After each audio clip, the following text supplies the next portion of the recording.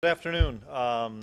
After looking at the film yesterday with the coaching staff, really pleased, especially on the defensive side of the ball. We were able to control the line of scrimmage. I thought the front four played exceptionally well, penetrating the line of scrimmage and making things pretty easy for our linebackers to hit their fits. And I thought the secondary did a nice job as well of either fitting in the run game and doing a good job in pass coverage. So defensively, although there was only 44, maybe right around their snaps, and I think there was only 16 or 17 in the first half. It was a great job defensively. Offensively, looking at it, we made some really good plays. Carson threw the ball well. Shep and RJ and Bra made some really good plays, but we missed some things looking back at it offensively. Some of the communication in the run games, communication in protection, but give UND credit. I thought they did a great job of blitzing us and kind of getting us a little bit out of sync in some of those protection areas and run game areas, but we were able to make some things happen after the catch, and that was really important, especially with RJ and Shep making some big plays. But we've got to shore some things up in protection. Carson got hit too many times, and part of it was as much on Carson maybe turning the protection not necessarily the wrong way, but what in his eyes were the wrong way, and then they'd blitz us off the other side. So I thought UND did a great job with their blitzing schemes. Special teams, I was really pleased with Cam. Once again, he's a calm, cool, collected kid that we hope is getting better and better. And, we're going to continue to work with him. We're going to continue to progress and push him forward. We'll continue to work with Ben. I thought Fish snapped extremely well, which he has to do. A couple of really good punts by Ben. Kickoffs we've got to continue to work on. We missed some spots. And then obviously the turnovers on our punt defense and kick return are real concerning, that we've got to go back to some basics of catching the football a little bit, and we'll try out. CJ's going to be back there a little bit. We'll put Perks still back there. Shep, those kids have caught him for a long time, and they had some lapse in some concentration. We'll clean that up. So big week for us. Improve a lot on special teams this week. Turn the page and start working on South Dakota State. As well as continuing to get a lot of young guys, especially the offensive line young guys, up to snuff and getting those guys more snaps. So we'll open up for questions. Coach, do you think you'll go as hard this bye week as you did after the Montana game? I don't think we'll be able to, Dom. I know, like, Chase is going to be out the whole week because of an ankle injury. Dimitri will.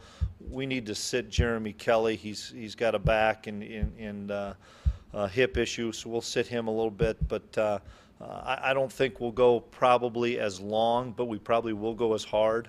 We may cut it down from 2 hours to 1 hour and 40 minutes or something. We've got to get our work done and continue to prep for South Dakota State, but we won't be able to probably have as many bodies as we did that first week. We hope to get Jack Plankers by the end of the week. That's what we're hearing right now. Is I think his next doctor's appointment is on, I think, Thursday, and so maybe at the end of the week we can get Jack back.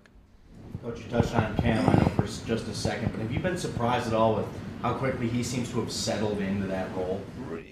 Yes, really surprised, because I think when he came here, his envision was, if I kick, great. If not, I'll redshirt and have 4 years, and not knowing what Ben would do. But, as we watched him, and as I think he watched the other kickers, he said, I've got a chance to compete, and we pushed him forward pretty quickly after the Montana game. But once again, his demeanor, the way he conducts himself, the way he is around at practice and at games, it's really neat for him to be around Ben, because Ben is not your typical kicker.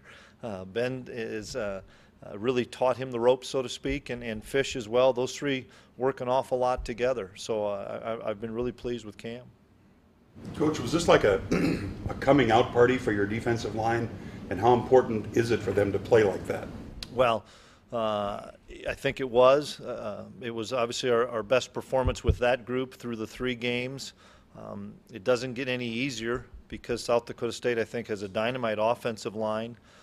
But moving forward, we have to be able to control the line of scrimmage with our front guys, and even with the rotating guys, the Steidles, the Stanley Jones, and Grant Morgan, and those guys, they all have to be contributors, because we also know we're not going to probably play 44 snaps. We're going to have to be able to play 65 to 75 snaps once you get into the Valley, and we've got to have a number of guys stepping up. But it'll be imperative moving forward, especially this next game that we're preparing for with South Dakota State, that we continue to do a good job up front.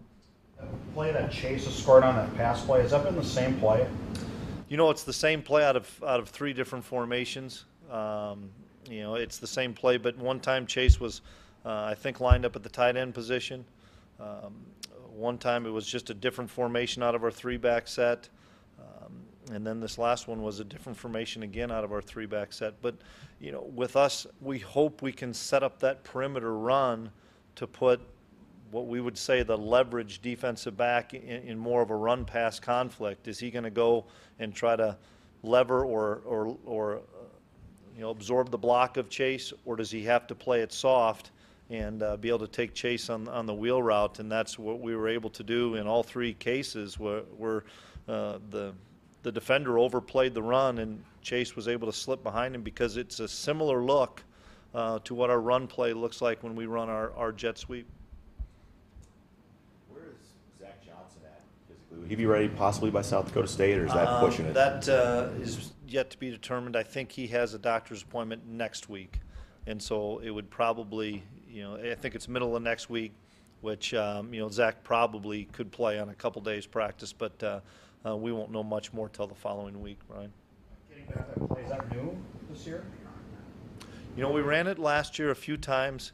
Trying to think if we ever connected on it, though. I don't remember us doing. If we did connect on it, but something we worked really hard at this spring and in fall camp, trying to get 3 true tailbacks in the game. And last year we didn't have that ability probably to get the 3 true tailbacks that could take a lot of those reps like we are this year. So I know we've attempted it last year, Jeff, but I don't know if we completed one. Do you know where you got that play? Is that something Paulsick dreamed up? Or? I think they did it at Northern Illinois quite a bit. Coach, between Bruce, Dimitri, and Darius, is that the kind of explosiveness, the future you're kind of recruiting towards, to say we can get these kind of athletes, they can be special on offense? Yeah, it really is. It's something moving forward we have to have. I mean, we're going to get into situations where people are going to put 9 in the box and blitz the heck out of us in the run game, and we've got to have guys that can make plays in space. I'll throw RJ into that mix as well, because RJ's a slot guy. But we need that speed. We need that elusiveness on the edge. We need the guys that can play in space and win in space, that put you in a lot of that conflict of, are you going to be in your nickel defense with those guys in the game, or are you going to be in your base defense? And that's where, if you'd watch the Bison for the last 4 years, we were always able to match that person with a Travis Beck type player. And do people match that guy with a linebacker, or do they match him with a Travis player, or do they have to go to their nickel stuff? And if you do have to go to your nickel stuff, then we feel like we've got to be able to run the football. So, no, but to answer your question, those guys are what we're looking for in that slot. Did you get what you wanted out of this non-conference schedule? Other than the routine of playing, sitting, playing 2, sitting again, that's a tough routine to get guys any rhythm at all. I think we did in the fact of we played in an unbelievable environment in Montana against a team that was wanting to throw the football and played a 4-down front. And then we played a Weber State team back at home that was probably a little bit more run-pass 50-50, so to speak, with a lot of different fronts. And then this third week going to the playing against a 3-4 and seeing more of a run-oriented offense. I think we did, as far as just the multitude of defenses and offenses that you'd face. I know you can't control the bye week. Would you prefer it 7 to 8 weeks in? This one now for conference play stuff? No, I don't think so, Dom. We did that a couple of years ago when we had the opportunity to play 12 and we elected to play 11. I think it was 2013 with all those veteran kids. We had a bye week really late. But the way I think it all is going to work out now with the Valley having the 8-game conference season, you're going to play your 3 and normally have that open week. And you always would like to have an open week before you get to Valley play. You know, you'd like to have one in the middle of it with 8 games in a row, but I think it's pretty much the same for almost everybody. Once we start Valley play, that's the thing where it gets off kilter is if once you start Valley play, there are a couple teams that have an open week and you don't, and I don't think that is the case anymore. Done, I mean, for the most part, unless there's an injury, done pulling red shirts? I mean, is there a situation where you still might pull one if? Yeah, there's still a situation. You know, we're still working Marquise Bridges a little bit. You know, we're gonna look at Dom Davis as a corner this week, just up with us, similar to what we did with Jalen Allison last year. We never had to play Jalen, but Dom Davis is a guy that we think's got a ton of ability that we're gonna bring up and just kind of have him practice with CJ and Champ, and because we think he's a pretty special talent. But it would take an injury now, and if we had an injury, you know, we feel like you still have essentially 8 games or 7 games in a regular season. It still could be a full season for a young man. You mentioned after week 1 you thought the whole division was pretty wide open. You think that's the case still 3 weeks in, that it's anybody's game right now? Yeah, I think so, especially in our league. You know, in the Valley, I think anybody could win the Valley right now. I firmly believe that. You look how Western Illinois played Coastal Carolina, and you, from what I understand, had a chance to beat them. Coach Glenn's got them turned around and doing a really nice job at South Dakota. You look at some of the wins out of conference. I've been really impressed with our league in general, and that's great for us moving forward. That you hope we can continue to get those 4 to 5 teams in, because it's going to be 7-4 this year that everybody's going to hit that number at. That you're saying, you know, can you get in at 7-4? There's going to be a lot of parity now. Will 6-2 win our league this year? There's potential that could happen. I wouldn't be surprised at all if 6-2 doesn't win our league, or at least get a share of it.